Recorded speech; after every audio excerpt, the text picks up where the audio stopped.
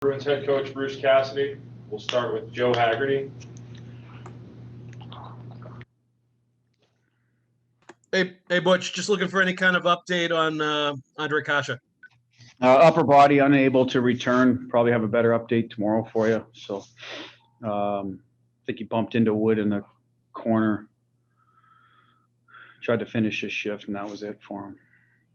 I know that without Kasha, obviously there's going to be some level of, juggling the lines, but how much of that with juggling the forwards was also just trying to find some combos with some 5-on-5 push there? Well, we started in the second period. Clearly, first period wasn't very good by our standards. We didn't give up a lot, but we're just, not doing the things necessary to score goals right now. If you don't get odd man rushes or some rush play. So we just juggled some things around. And then obviously with Andre going out, Pasta already being out, you're limited who can go up in that, the top spot. We're certainly trying to make it work till Pasta comes back. And, Smitty missing a game. So you want to be careful with him, how much minutes you put on his plate. So that ended up being David Krejci a little bit, probably more than I would like as a center, but they have good chemistry. David can play with anybody. He still took some turns in the middle. So there was extra ice. So that's the way we went. And I thought we obviously got a little bit better in that regard. Figured, it wasn't going to be a high scoring game anyway. So just trying to muster one goal, Hags. And we end up getting it shorthanded, but nothing 5-on-5. Thanks, Butchie. Yeah. We'll go next to Dan Roach. Go ahead, Dan. Hi, Bruce. Just to follow that up with what Hags asked, just your overall thoughts on the performance. Certainly a tough way to lose with 2 seconds left to go in the overtime. Yeah, we still have puck management issues. Like in overtime, we gave them a breakaway right before that, where we should have been going the other way, to be quite honest with you. They were in a line change. Those are the times you got to take advantage, in those 3-on-3s. Grizz had a couple looks right before that.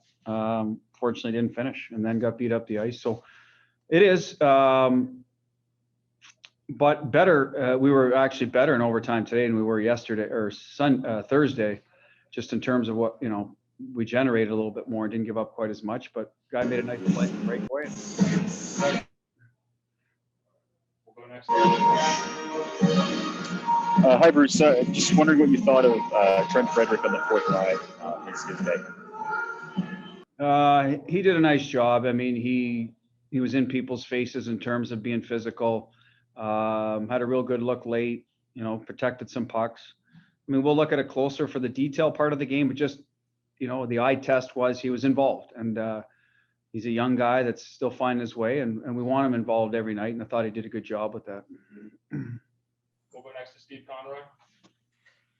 Bruce, you mentioned the puck mismanagement, and I imagine you expected a level of that with what you're trying to do here with the young D. But is it a little more than you expected, or how do you feel about it? Certainly not as clean as yesterday. Particularly the first period, I thought we were predictable. Then we got some low to highs, some things we've been talking about against this type of defense, and shot blocks that we eventually in the second period, getting pucks through that. Where you can recover them and tippable, and we scored a goal on it. Fortunately, they didn't count it, but that was a better sign. But we weren't as clean, certainly, and it shows in your chances for. If you're not getting out of your own end with some speed like we were in the first period the other night, pretty good chance the forwards are mucking pucks out on the wall or helping in D zone, and you're not getting any attack. So not as good. Probably have to expect a little bit of that consistency issue early on here until guys are a little more familiar with the league. But at the end of the day, that is part of it. We're going to need some offense from our forwards as well to sort of make up for that. And I thought we got our goaltending, which, we know we're going to get every night. So that was great. That's part of it. When you break down, you need that guy to, bail you out. And I thought Halak did a great job with that. And only give up one regulation goal, but the number of good chances, was it too high for you, or what do you think? I'll look at it, but no, I didn't think it was bad, Steve. Honestly, we got some breakaway looks where, we were tight. We're trying to get up there, and guys just got to realize how good the players are in the league. Like Lozon got beat. I think it was Zach. I forget, but you just kind of spun off of them. You're right there, and it's you got to be sure on that. And all of a sudden, it's basically a 2-on-1 or a breakaway the other way. So some of those Hughes goes around us here at the blue line. You know, we're a little bit in between. So those are the things that we're going to have to get better at as a D Corp.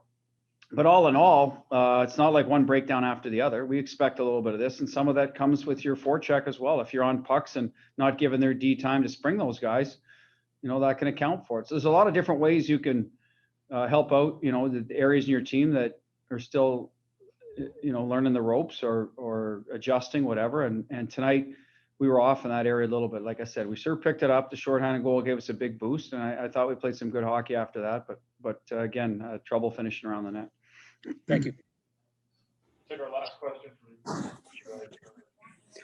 Hey, Coach. Just a little more on the 5-on-5 play. You know, sometimes you hear, you know, when a power play is struggling, people say, oh, they got to play more like they do on even strength on a power play or something like that. You know, and then with the penalty kill looking so good, would you almost want to see some of that mentality or approach in 5-on-5?